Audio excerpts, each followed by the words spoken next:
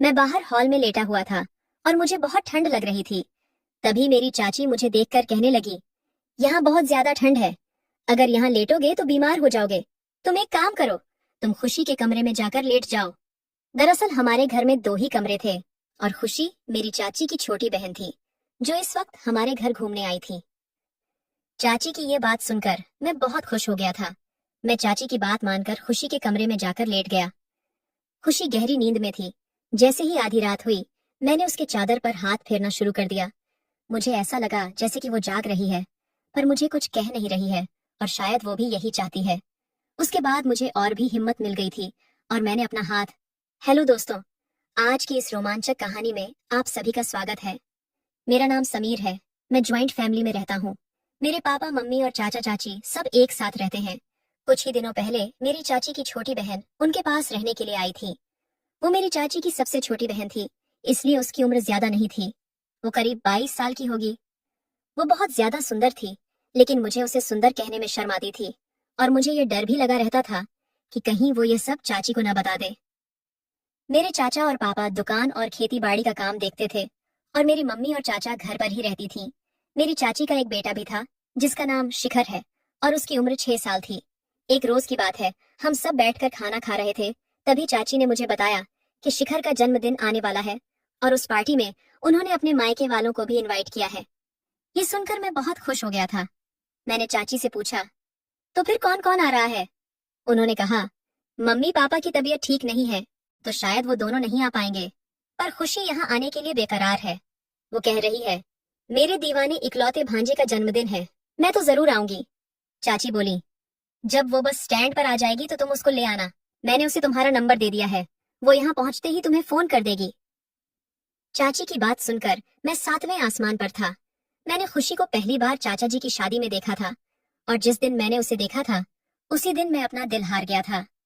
खुशी उस वक्त एक भोली भाली सी लड़की लगती थी और अब तो वो खूबसूरत और जवान महिला हो चुकी होगी। मैंने जल्दी से अपना खाना खत्म किया और अपने कमरे में चला आया।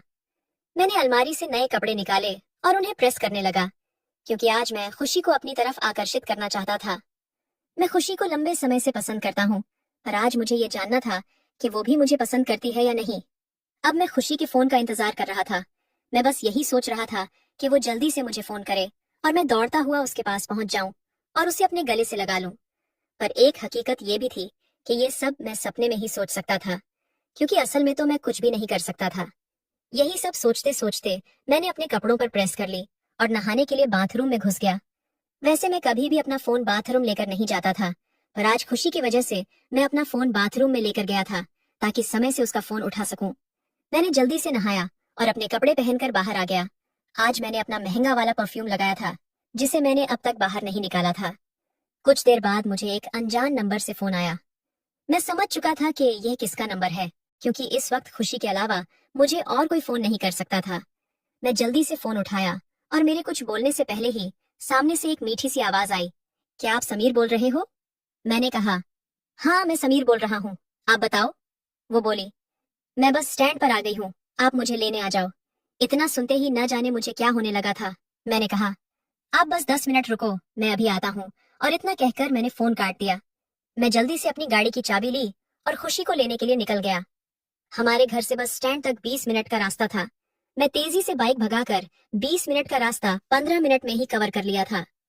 जैसे ही मैं बस स्टैंड पहुंचा और मैंने खुशी को देखा, तो मेरे होश ही उड़ गए। वो खिलखिलाती धूप में किसी परी की तरह लग रही थी। उसने ब्लैक कलर की एक ड्रेस पहन रखी थी और बाल खुले हुए थे। आसपास के सारे मर्दों की नजर उसी पर थी। उसकी लंबी हाइट, नीली आंखें, गोरा रंग और गदराया हुआ बदन हर मर्द के दिल को पिघला रही थी। मैंने ऐसी खूबसूरत बला आज तक नहीं देखी थी। मैं जल्दी से उसके पास पहुंच गया और बस उसे ही देखता रहा। वो दूध से भी ज्यादा सफेद थी। मैंने उसके हाथों से उसका बैग ले लिया और उसे अपनी बाइक पर बैठा लिया। आसपास के सारे लोग मुझे ही देख रहे थे, क्योंकि वो खूबसूरत बला अब मेरे साथ जा रही थी। मैंने उसका सारा सामान आगे रख लिया था और खुद थोड़ा पीछे होकर बैठ गया था। मैं बाइक चलाते वक्त जानबूझकर बार बार ब्रेक लगा रहा था। मैं जब भी ब्रेक लगाता था तो उसके गर्म उभार मेरी पीठ पर लगते थे। मैं उसे छू तो नहीं सकता था, पर यह सब करके मैं उन्हें महसूस कर पा रहा था। मैं बाइक के शीशे से उसके चांद जैसे चेहरे को देख रहा था और शायद उसने भी इस बात को महसूस कर लिया था। मैं बाइक इतनी धीरे चला रहा था कि साइकिल वाले लोग भी मुझसे आगे निकल रहे थे, पर मुझे इन सब बातों से कोई मतलब नहीं था, क्योंकि मैं अपनी खुशी को लेकर जा रहा था।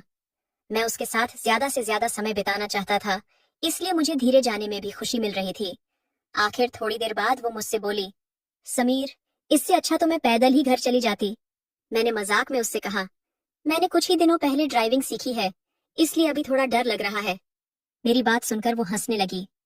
वो हंसते हुए और भी ज्यादा खूबसूरत लग रही थी, और इसी तरह बातें करते करते हम दोनों घर पहुंच गए। चाची अपनी बहन को देखकर बहुत ज्यादा खुश हो गई थीं। उन्होंने खुशी को देखकर उसे अपने गले लगा लिया। शिखर भी अपनी मौसी को देखकर बहुत ज्यादा खुश हो रहा था। अगले दिन शिखर का जन्मदिन था और हमने अपने घर में एक छोटी सी पार्टी रखी थी। इस पार्टी में हमने अपने रिश्तेदारों को नहीं बुलाया था, लेकिन गांव के सभी दोस्तों को बुलाया था। रात में पार्टी शुरू होने वाली थी और सब अपने मनपसंद के कपड़े पहन रहे थे, पर मैं चाहता था कि खुशी पहले तैयार हो जाए ताकि मैं उसके साथ मैचिंग कपड़े पहन सकूं। कुछ देर बाद खुशी तैयार होकर बाहर निकली और उसने रेड कलर का सूट पहन रखा था।